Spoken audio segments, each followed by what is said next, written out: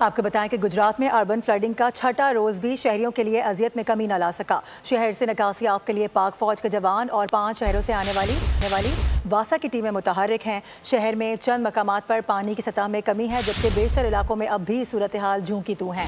बात करेंगे नवाजिश अभी हमें ज्वाइन कर रहे हैं। नवाजिश बताएगा क्या सूरत हाल देख रहे हैं यहाँ पर?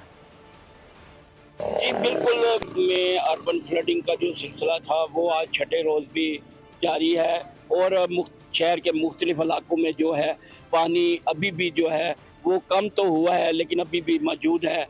मैं बात करूं जेल चौक की, कचहरी चौक की, उसके बाद फुहारा चौक की और वो इलाके जहां पे आज तक कोई सैलाबी पानी या बरसाती पानी नहीं गया वो था GTS चौक और उसके मुल्हका इलाके, और वहाँ पे भी जो है इस बरसाती पानी ने जो है वो शहर को पानी पानी कर दिया है। लोग जो है वो मजबूर हो गए हैं घरों में मसूर होकर।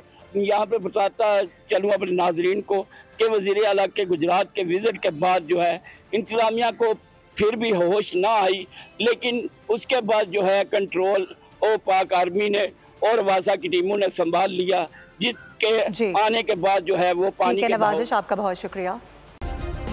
सब्सक्राइब करें और बेल दबाएं ताकि कोई खबर रह न जाए।